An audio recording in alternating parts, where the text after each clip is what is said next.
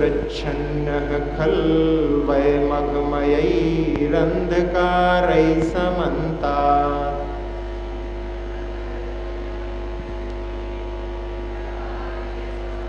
पंथा मुक्ते स्थपुटितपदः क्लेशगर्तैरगाधैः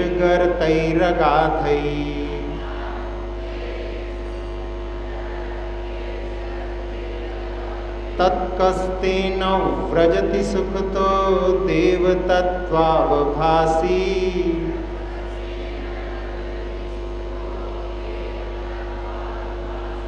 यद्यग्रे न भवति भवद्भारती रत्नदीप।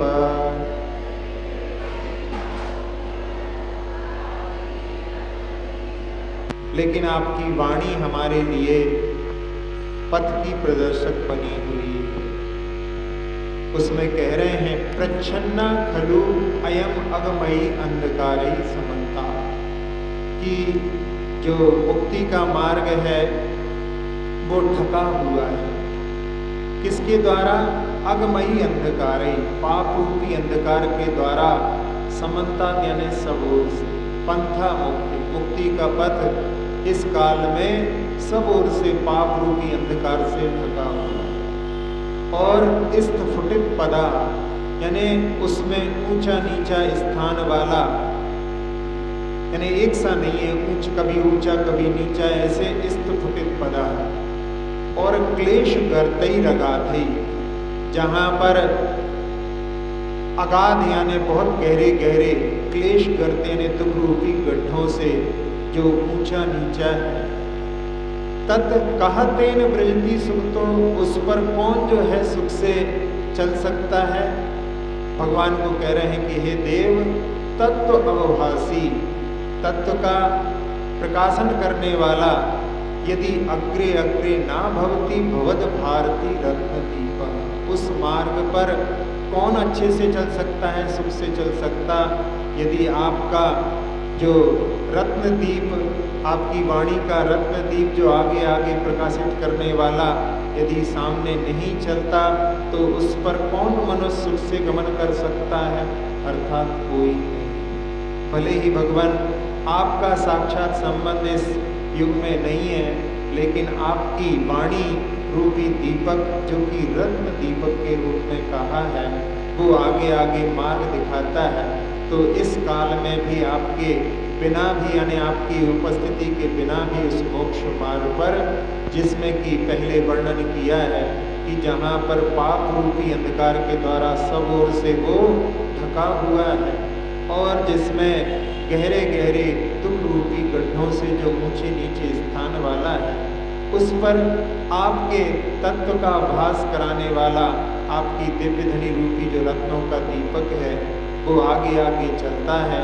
उसके माध्यम से उस मोक्ष मार्ग पर आज भी जो है सुखपूर्वक गमन किया जा सकता है।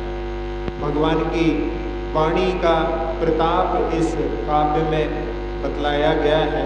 आप लोग एक जिनवाणी स्तुति में भी पढ़ते हैं, या जग मंदिर में अनिवार्य अज्ञान अंधेर छयो अति भारी, श्री जिनकी ध्वनि दीप शिखा, समझो नहीं होत प्रकाशन हारी, तो किस भांति पदारथ पाती, कहाँ लहते रहते अविचारी, या विद संत कहें धनी है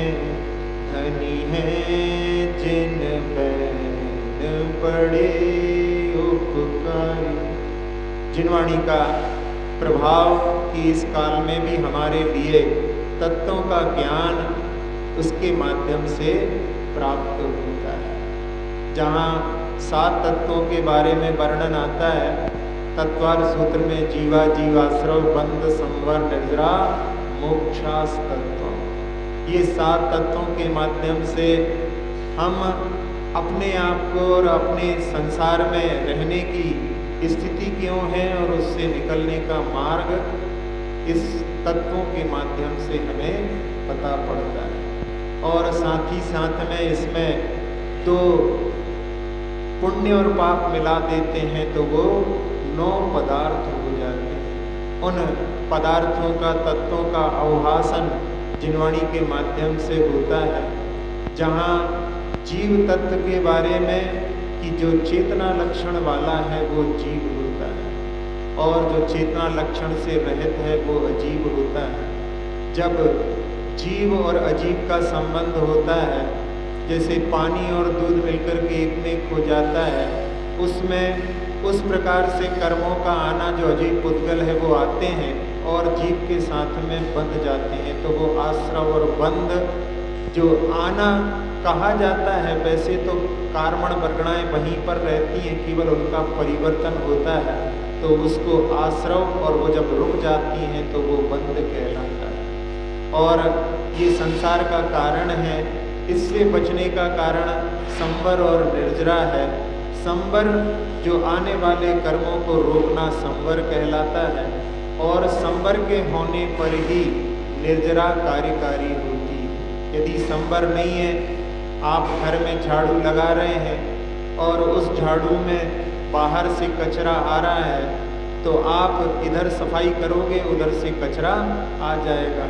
तो उसके लिए पहले जो है संवर की आवश्यकता होती है। संवर करने के बाद में फिर जो है जब निर्जरा की जाती है तो वो कार्यकारी होती है। जहाँ पागल खाने में कोई पागल ठीक हो गया है, उसको जानने के लिए वहाँ पर प्रयोग करते हैं कि एक हौज में पानी ऊपर से गिर रहा है और उसको कहते हैं कि इसको पानी को खाली करो।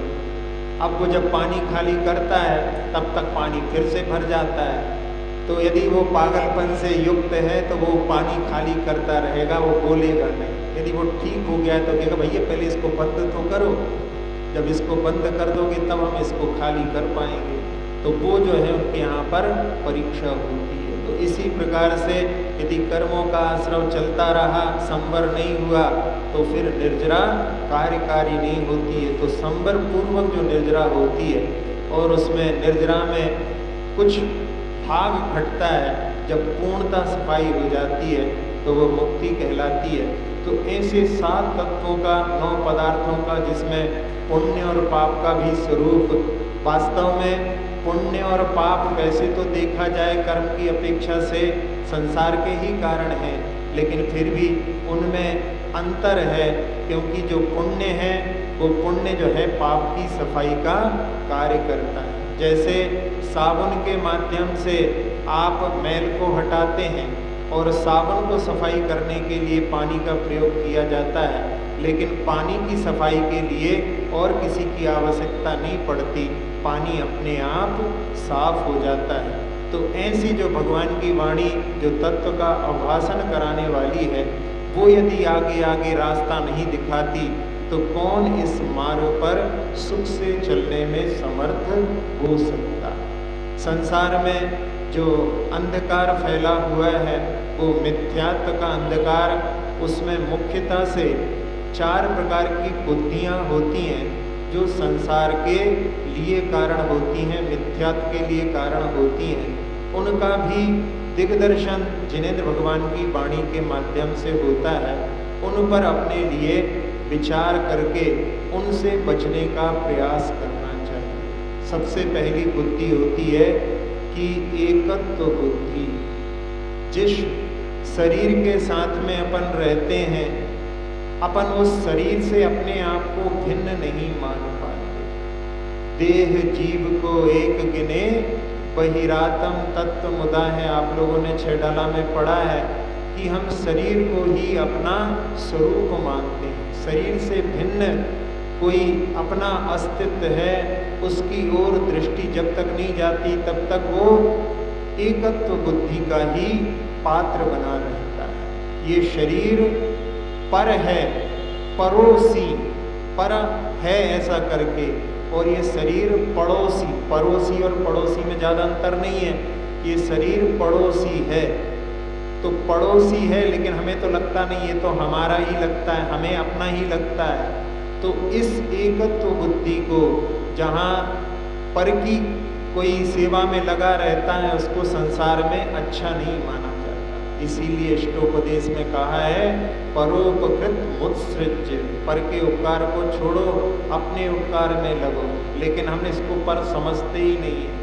जब इसको पर समझेंगे तब फिर हम अपने आत्मा के उपकार में लग सकते हैं। शरीर में कोई व्याधि हो जाती है तो उस समय में कि मेरा सब कुछ लुट गया, जहाँ इष्टोपदेश में ही पूज्यपाद स्वामी कह रहे हैं न मे मृत्यु कुतो भीतिर न मे व्याधि कुतो व्यथा, कि जो शरीर में व्याधि होती है आत्म तत्व में व्याधि नहीं होती, लेकिन वो जो है भाव वहाँ पर आ जाए, वो एक बहुत बड़ी दुर्लभ साधना का ही फल होता है। जब आचार्य श्री से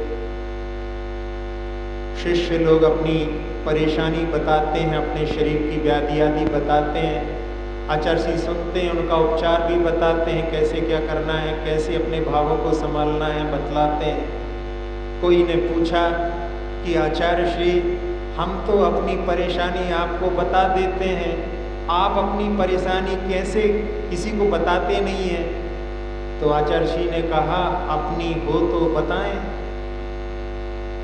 अपनी हो तो बताएं। ये शरीर की परेशानी अपनी कहाँ है, ये तो पर की परेशानी है। पर की परेशानी पर को सुना के क्या मतलब है?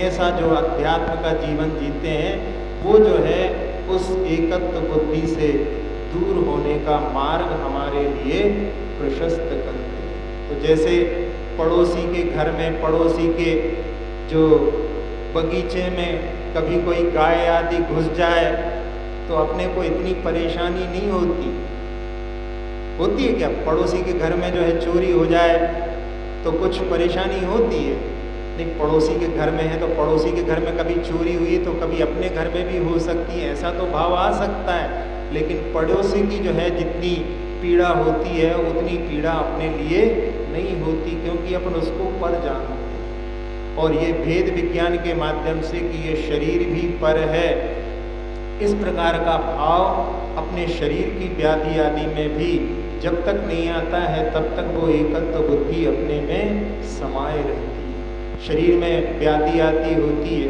वैसे तो जो उत्तम संगठन वाले जो साधु होते हैं उनके लिए तो शरीर की व्याधि को भी नहीं गिनते। संत कुमार चक्रवर्ती साधु बनने के बाद में भी, उसकी रिद्धि होने के बाद में भी उसके उपकार में नहीं लगी। लेकिन इस काल में आत्मानुशासन में आचार्य गुणभद्र महाराज कह रहे हैं कि यदि कुछ शरीर में व्याधि हो जाती है तो उसका प्रतिकार भी साधु लोग करते हैं। तो उसके लिए प्रतिकार करने के बाद में भी यदि ठीक नहीं होती तो फिर उसके बारे में क्या करना चाहिए? तो उसमें वो कह रहे हैं यावदस्ति प्रतिकारा तावत कुर्यात प्रतिक्रिया, यानी जब तक प्रतिकार कर सकते हैं तब तक प्रतिकार करो, और तथापि अनुसंतानाम अनुद्वेग ही प्रतिक्रिया, यदि फिर भी जो है शांत नहीं होता तो उस शरीर की ओर ध्यान ही मत दो।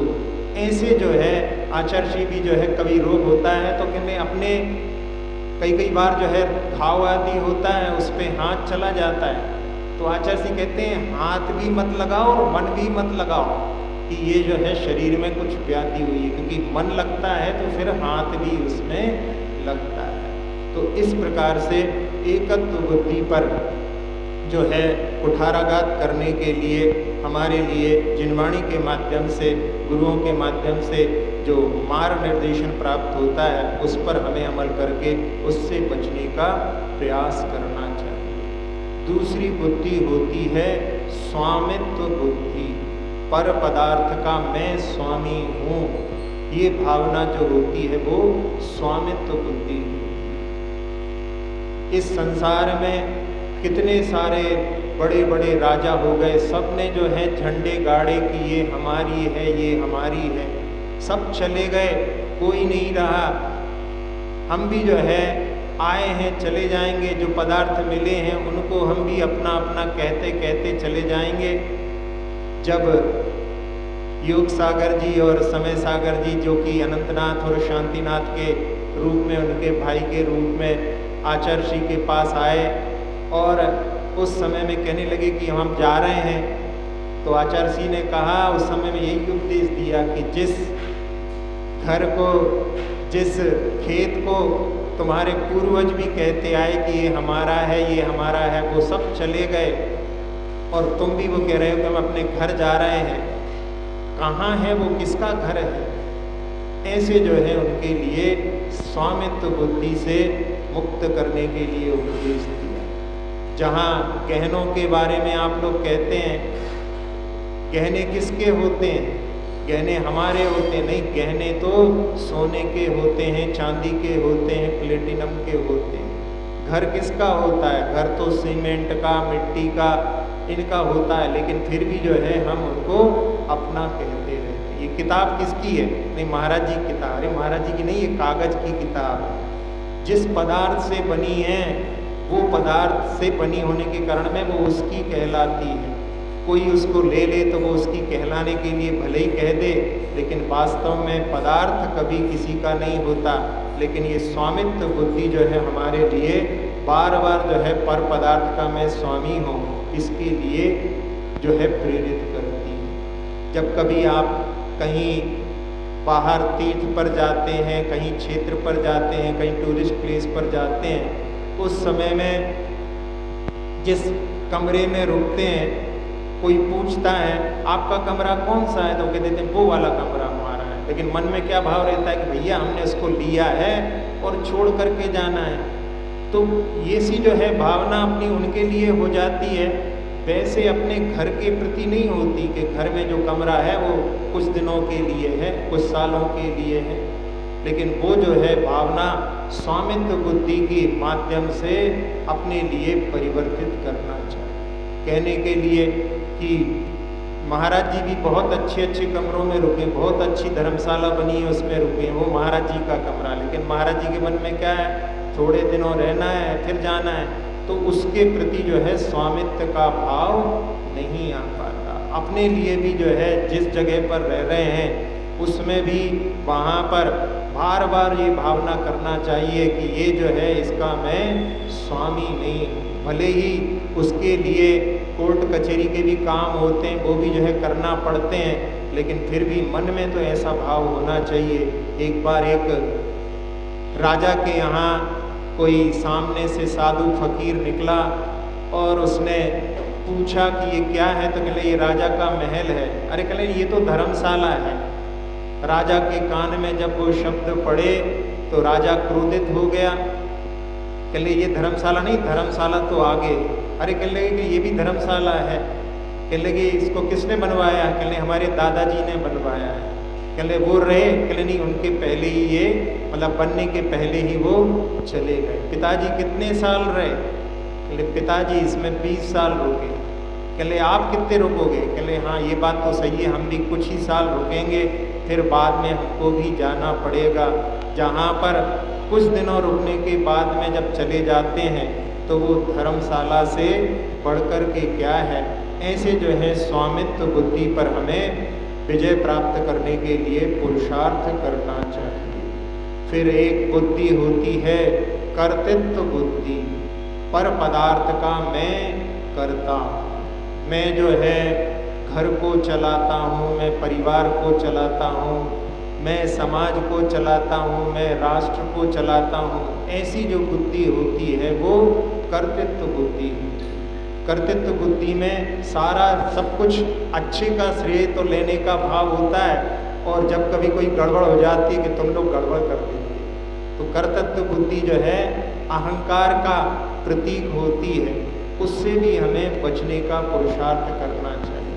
जैसे कोई पदार्थ का जब निर्माण होता है तो उसमें मूलतः उस पदार्थ के माध्यम से उस पदार्थ का निर्माण हुआ है, तो वो ही उपादान के रूप में करता है। हम तो केवल निमित्त मात्र हैं, ऐसी दृष्टि आना चाहिए। अहंकार से बचने के लिए एक बार शिवाजी ने, जिसने कि वहाँ पर अपने राष्ट्र का निर्माण कर रहा था और उस समय में बहुत अहंकार से भर गया, कि हमने ये किया, हमने वो किया।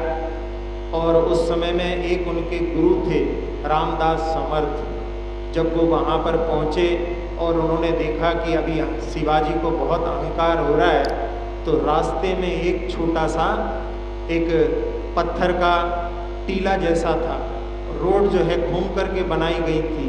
तो उन्होंने कहा कि इसको सीधा बना दो यहाँ से। तो उन्होंने निर्देश दिया, तो उन्होंने सीधी जब बनाने का प्रयास किया तो उस पहाड़ को जो छोटा सा था उसको जब तोड़ा गया तो उसमें एक अंदर जो है पानी का स्रोत भी वहाँ पर था और एक मेंढक वहाँ पर बैठा हुआ।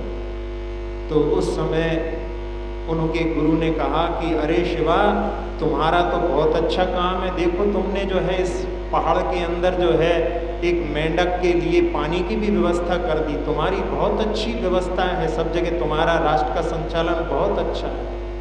उस समय जब शिवाजी ने सुना तब उसको अहंकार को वहाँ पर ठेस लगी कि मैं सोच रहा हूँ कि मैं करता हूँ। यहाँ पर इस जीव के लिए प्रकृति ने जहाँ पर निर्माण किया उसके पुण्य से सब चीज़ों का निर्माण हुआ है, लेकिन फिर भी मैं सोच रहा हूँ कि मैं करता हूँ। तब उस समय में उन्होंने वहाँ पर कि मैं ये राज्य आपके चरणों में समर्पित करता हूँ। उसके बाद में उन्होंने कहा ठीक है, मैं ये राज्य को लेता हूँ, लेकिन मैं तुम्हें इस पर बिठालता हूँ कि तुम इस राज्य का संचालन करो, लेकिन ऐसे ही संचालन करो कि मैं केवल इसको संचालित करने वाला हूँ, इसमें जो है इनका है, मैं तो केवल एक इसमें निमित्त मात्र हूँ। ऐसे कह करके उन्होंने स्वामित्व बुद्धि से, कर्तृत्व बुद्धि से ऊपर उठने के लिए प्रेरणा दी। फिर एक होती है भोक्तृत्व बुद्धि, पर पदार्थ का भोक्ता। पर पदार्थ के लिए जहाँ पर भोक्ता की बात आती है उसमें कि मैं पर पदार्थ केवल जानता हूँ, पर पदार्थ का मैं भोक्ता नहीं होता। और उसमें वैसे जो है और विशेष रूप से जानने के लिए नहीं, लेकिन अपन लौकिक दृष्टि से इसको देखें कि जिस पदार्थ को हम अपना समझते हैं उसी को हम समझते हैं कि मैं ही इसका भोक्ता हूँ। जैसे कि कभी कभी ट्रेन में जब कभी आप लोग जाते हैं उस समय में रिजर्वेशन आपने करवाया है और सीट के ऊपर आप बैठे हुए हैं, कोई आता है कि भैया थोड़ी सी जगह हमें दे दो, तो हम कहते हैं कि हमने रिजर्वेशन कराई है, इसका जो है भोक्ता मैं हूँ, आपके लिए नहीं मिलेगी। तो ऐसी जो है भोक्तृत्व बुद्धि से भी बचने के लिए हमारे लिए, क्योंकि ये सारी बुद्धियाँ जो हैं वो मिथ्यात्व के अंधकार में धकेलने वाली हैं, इनसे बचने का हमें पुरुषार्थ करना चाहिए। तो इस काल में जबकि यहाँ पर कहा गया है कि हे भगवान, ये जो मोक्ष का मार्ग है वो पाप रूपी अंधकार से सभी ओर से ढका हुआ है और जिसमें दुखों के बड़े बड़े गहरे गड्ढे हैं, ऊंचा नीचा है, उस पर यदि आपके तत्व का भाषण कराने वाला, यदि रत्नदीप, यदि आपकी वाणी वाला यदि आगे आगे चल कर के मार्ग ना दिखाए तो उस पर कौन जो है अच्छे से चल सकता है। आचार्य श्री जब ब्रह्मचारी अवस्था में अजमेर में वहाँ पर जब सोच के लिए जंगल जाते थे तो रास्ते में कुछ पढ़ते हुए भी जाते थे। तो उस समय में कोई साथ में चलने वाला कहने लगा कि भाई आप ऐसा कर सकते हो कि सोच कूप में चले जाओ तो जिससे आपका समय बच जाएगा। तो उन्होंने कहा कि समय बचाने के लिए ही तो जंगल जाते हैं। तो उन्होंने कहा हमें समझ में नहीं आ रहा, आपके पास समय नहीं है, आप रास्ते में पढ़ते जा रहे हो, हम कह रहे हैं आपको समय बच जाएगा।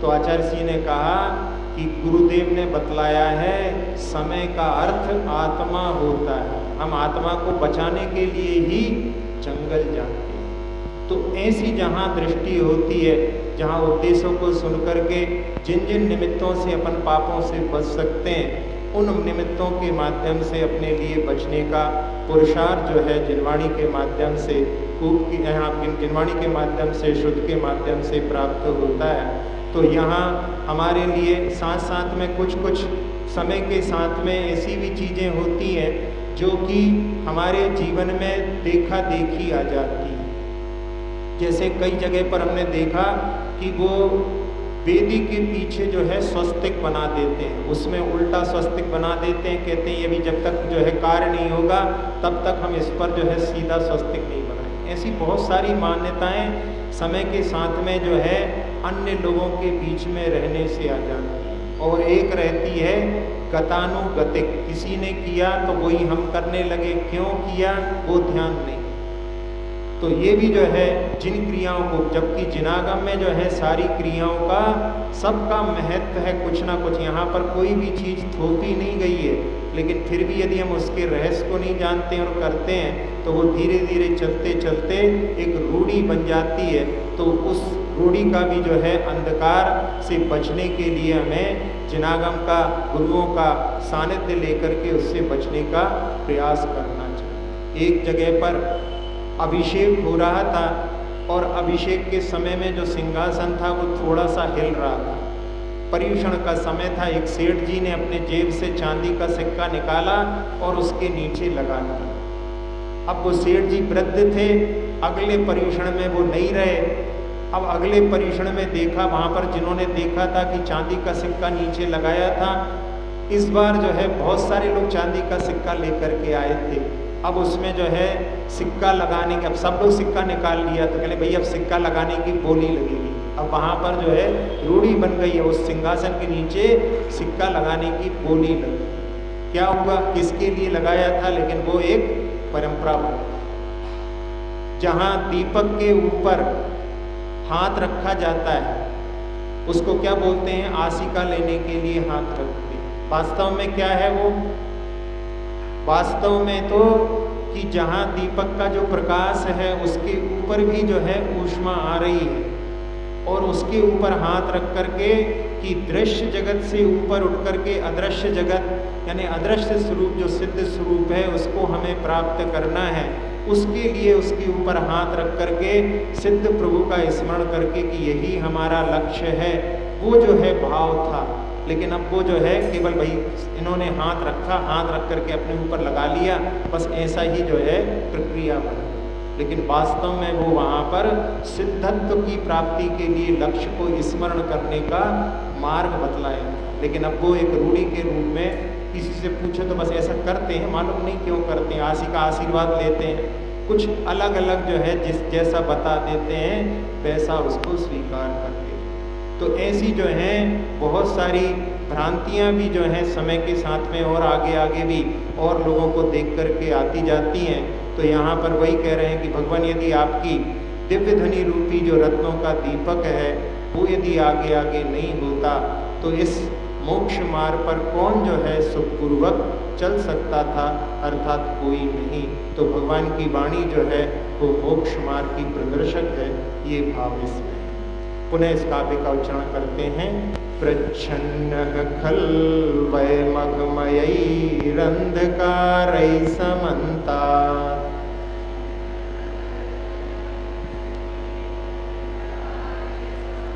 पंथा मुक्ते स्थपुटितपदः क्लेशगर्तैरगाथैः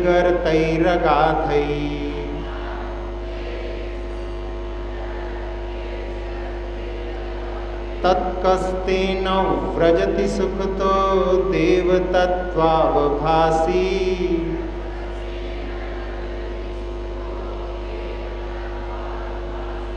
यद्यग्रे न भवति भवद्भारती रत्नदीप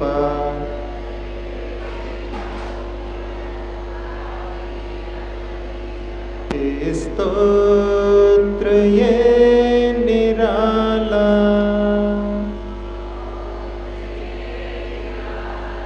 भवरोग हरने वाला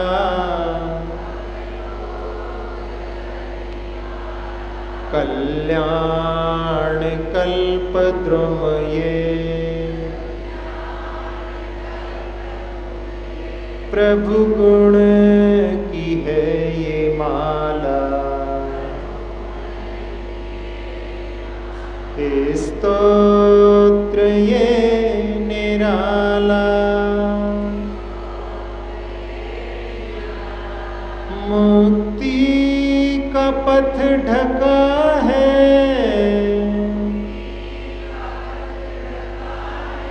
सब और पाप तम से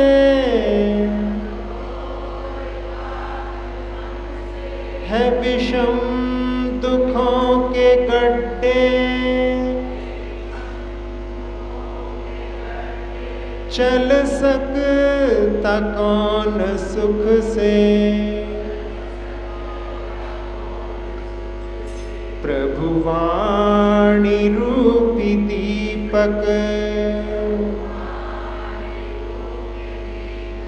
यदि आगे दे उजाला, कल्याण कल्प द्रुम ये प्रभु गुण की है ये माला। स्तोत्र ये निरा